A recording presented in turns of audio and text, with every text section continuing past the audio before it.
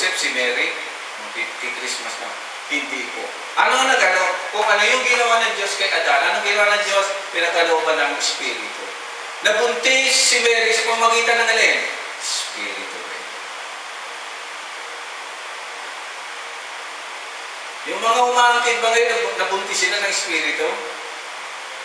Ay, yung mga umaangkin ngayon, sinasabi sila si Jesus, o sila ang chosen one. Lahat sila ay galing mismo sa tao.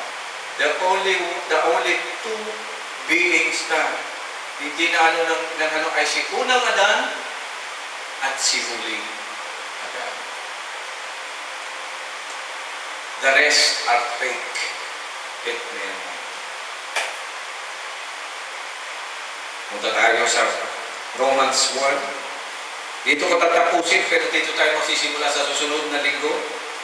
Naipaliwanag ko sa inyo ang pagiging tao, sa kanyang pagiging tao sa ilahi ni David. Hindi yung basta-basta nagsimula sa lahi ni David. May proseso ko pinagdaanan, ipinaliwanag ko sa inyo. Pero ang sabi dito ni Paul, dahil siyang author dito mga kapatid, take note talaga ito, medyo mahirap intindihin ang sabi niya sa pagiging tao. Sa Romans chapter 1 na, ang mabuting balita, verse 2, na ipinangako niya noon panguna sa pamamagitan ng mga propeta at nasasaad sa banal na kasulatan. Ano ang nasasaad sa banal na kasulatan? Magugulat kayo, itong inilista ko, yun yung nasa banal na kasulatan. Ang aklat ng unang hari, puro sa hari na, huli na eh. Ang aklat ng kronika ay patungkol sa kaharian din po yun. And the last three prophets, sa sinabi, si Malakay, di ba? Yun yung mga kauli-ulihan eh. Isa sa kauli-ulihan, na, kasi iba po ang Bible ng Hebreo sa Bible natin. Sa atin, Malakay ang kaulihan. Sa kanila, Chronicles ang kauli-ulihan. So, magkaiba po yun. Ito, ang pagkaka-arrange ito, according to Christian tradition. Makikita niyo yung hari sa hari. Tama, ay tungkol sa kanyang anak. Ang Panginoon sa kanyang pagiging tao, ngayon naiintindihan nyo, siya'y pinanganak mula sa lipi ni David. Naiintindihan na po ba? May question kayo dito? Bakit nagkaganon? Kaya kung wala dito sa liping ito, peke lahat yan. Tulad ng isa, nasabi siya daw, ay wala po, cancel lahat yan. 2,000 years na lumipas, wala yan. At number 2, sa likas na kabanalan ng kanyang espiritu, yan. Hindi pwedeng mawala nito yung spiritual side. Ipinahayag siyang anak ng Diyos sa pamamagitan ng makapangyarihang gawa ang kanyang muling pagkabuhay dahil wala pang nabubuhay sa daigdig nito talaga sa totoo lang. Even in history, ang Panginoong Jesucristo lamang. Maraming mga chismis ng Panginoong Jesucristo ay hindi nag-resurrect. Bahala sila sa buhay nila.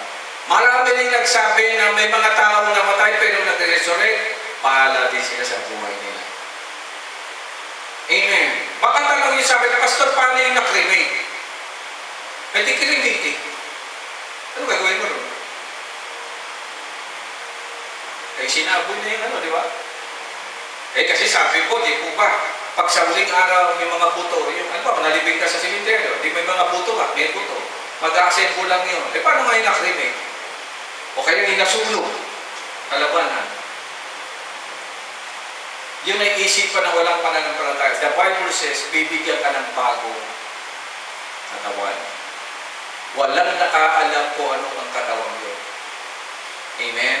Maliban lang doon sa katawan ng Panginoong Jesucristo. Ang problema, sabi ng Panginoong Jesucristo, huwag mo kong hawakan. Di ba? Sabi niya, ay, Panginoon, sasabayin, sabi ng Panginoon, huwag niyo kong hawakan. Hindi pa ako nakakapunta roon. So, kung anong body, wala po nakaka. Pero ang sabi ng Biblia, glorified body. Ano man ang nangyari sa katawan ng ano natin, kasi meron talaga mga namatay na hindi na nakita, di ba? Meron namatay na nasulog, na hindi sinasadya, na biktima na sulog. O yung iba naman, kinremate talaga. O yung iba naman, naagnas na lang. Yung iba nga, buo pa hanggang ngayon eh. Yung maganda yung pagkakaimbansa mo. Anong ibig sabihin? Yung pa rin ba? Sabi mga kapatid, be careful. Sapagkat walang ibang nakakaalam kung ano ang magiging anyo natin, kundi ang ating nag-iisang Diyos. Kaya tigilan na natin yung mga bisa napapanood natin sa inyo, wala pong ganun. Amen. At dito makikita, nasa ng oneness, nasa ng Trinitarian dito. Wala kayong makikita. Kasi ito yung sinasabi na dahilan kung bakit magkakatawang-tawang Panginoon. Meron siyang lineage na tatahakin. Pero sa bandang huli, makikita natin paano nilikha si Adan sa pamamagitan ng Espiritu ng Panginoong Diyos, gano'n din naging tawang Panginoon sa pamamagitan ng kanyang Espiritu. Amen. At ngayon, ang bago, ang good news dito, may bago, alin yun? Na kahit mamatay ang katawang tao ngayon, muli ito magkakaroon ng bagong anyo at bagong katawan.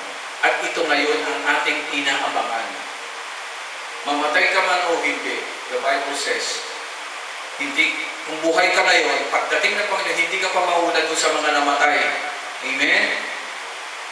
Muli silang bubuhayin sa bagong katawan, ikaw din papalitan yung bagong katawan. Amen.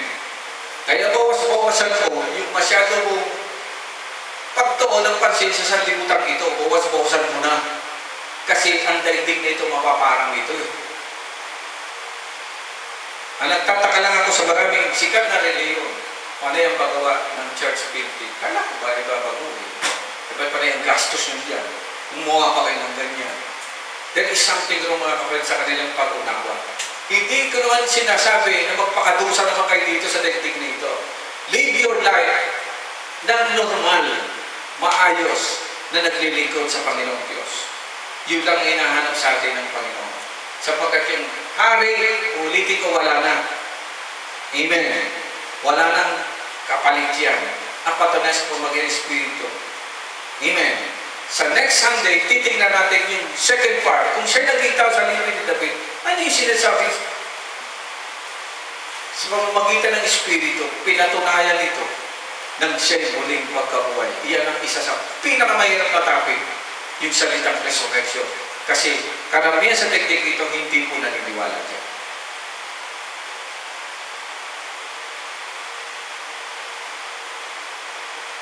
Pero merong religion na naniniwala na meron po tinatawag na afterlife. Ha? Iba po yung resurrected sa afterlife. Like for example, karma. Kung pag masama ka, pag namatay ka, kakarmahin ka, ibig sabihin, muli kang mabubuhay. Sa kanila, ang muli pagkabuhay karma. Mabubuhay kang muli para pagdusahan mo o pagsisihan mo yung dati mong ginawa. Pag hindi ka nagsisi, mamamatay ka, mabubuhay ka ulit. So habang nabubuhay ka, karma tawag doon, parusa. Sa atin, hindi. Pag namatay ka at muli ka binuhay, blessing. Sa kanila, parusa. Alin ang gusto mo? Huwag kang mamimili. Masama ang mamimili. Bayaan natin kumilos ang Panginoon Diyos sa ating mga buhay. Amen? Pagpalain tayo ng ating Panginoon. Nawa, kahit pa paano ay nakapagdulot sa atin ito ng pagliliwanag, bakit nga ba kinakailangan po maging tao ng Panginoon? Ayan po ang ilan sa mga chronology nagpapaliwanag na yan ay planado na ng ating Panginoon Diyos. Tayo lahat ay tumayo sa pamamagitan ng isang panalangin. Tapusin natin ang ating paglilingkod sa araw na ito. Dakilang Diyos, maraming salamat po sa impormasyon pinagdalaw niyo sa amin sa pamamagitan ng banal na kasulatan. Tunay na mahal mo sa ang tao sa sanlibutan ito at ayaw mo mapahamak ng kahit isa sa amin.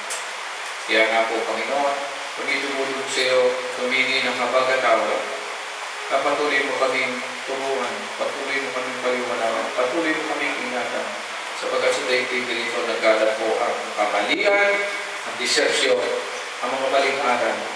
Ituwid mo ang bawat sa amin, na ito namin ang aming isip sa iyo bilang aming nag-iisang Diyos at tagapagligtas. Salamat sa oras sa lumipas, sa lahat ng biyaya tinanggap namin po sa iyong masalita in Jesus' name. Amen and amen. Tayo tumako sa ating